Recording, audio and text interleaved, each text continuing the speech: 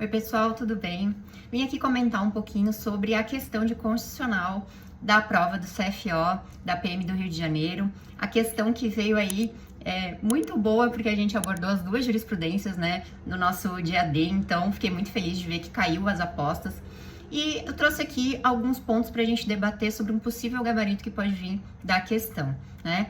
Então, a questão, ela trouxe duas jurisprudências que a gente estudou, que foi a primeira sobre a impossibilidade dos policiais de fazerem greve, né? Dos policiais militares de fazerem greve, e a outra que foi a questão do procedimento, da dispensa do procedimento licitatório para a venda direta de armas de fogo ali, no quesito de competência, né, do governador, que no caso a norma estadual ela não poderia estabelecer essa venda direta.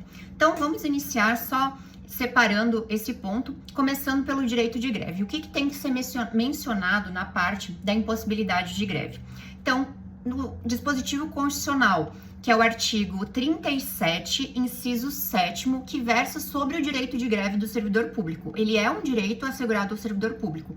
No entanto, quando se trata de servidores policiais, a própria Constituição faz a vedação expressamente aos militares. Então, lá no artigo 142, parágrafo 3º, inciso 4º, ele veda para os militares das Forças Armadas, mas o artigo 42, parágrafo 1º, aplica-se aos militares essa vedação também.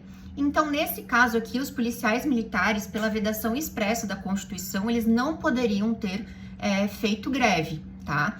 Além dessa vedação constitucional ali, que a gente tem que lembrar que o direito de greve, ele não é um direito absoluto, né? Ele não figura ali como um direito absoluto, ele pode ser relativizado, que é o que acontece com as forças policiais, não somente os militares, mas conforme a jurisprudência do STF, qualquer integrante de órgão de segurança pública.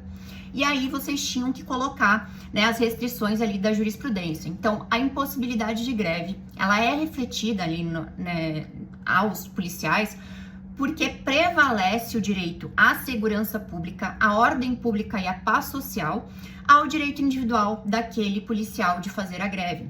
Isso porque a polícia é o braço armado do Estado e uma greve desses policiais poderia gerar uma insegurança, né, pública, um caos ali à ordem pública, e inclusive na jurisprudência mencionava a possibilidade de decretação de estado de defesa ou de sítio, dependendo da gravidade dessa greve, tá? Então, a gente busca ali os dispositivos constitucionais e depois deveriam falar sobre essas questões debatidas ali na jurisprudência do STF, tá?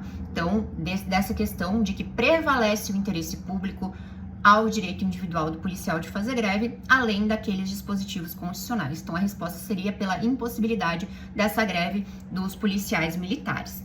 Tá, passando ao ponto do procedimento licitatório, dessa norma estadual dispensando.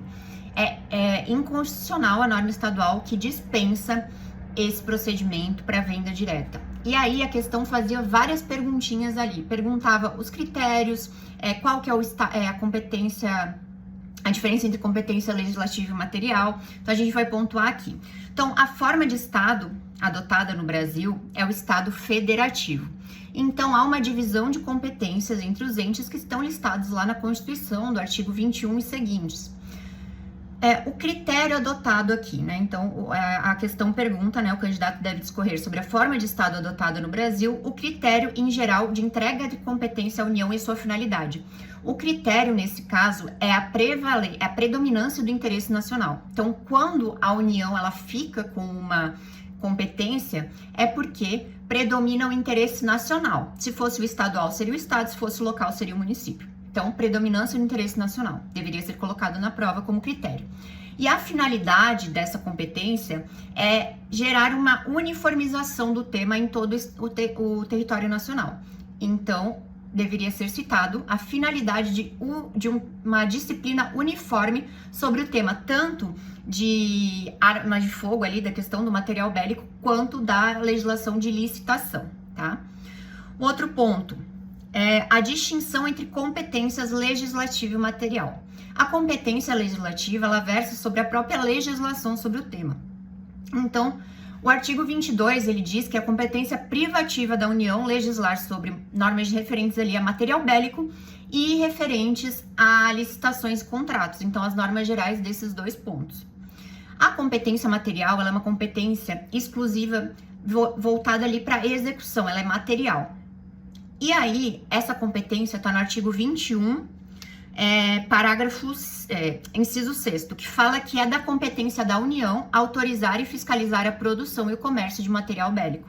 Então, esse artigo, ele também poderia ser citado, tá? Porque a competência legislativa estaria no artigo 22, e esse 21, inciso 6º, seria a competência de executar e autorizar essa fiscalização, não seria a legislação propriamente dita, como o Estatuto do Desarmamento, por exemplo.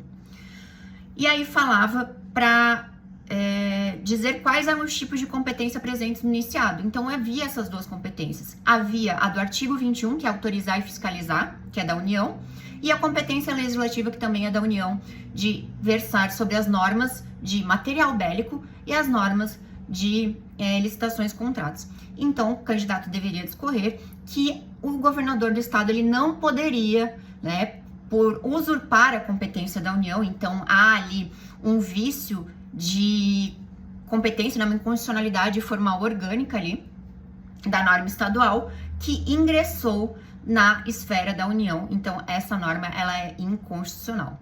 Bom, esses são os pontos que eu acredito que vão vir no espelho. Se você colocou eles, tem tudo para ter uma questão cheia. E é isso, gente. Parabéns aí pela prova. Espero que dê tudo certo. Estamos com vocês. Até a próxima.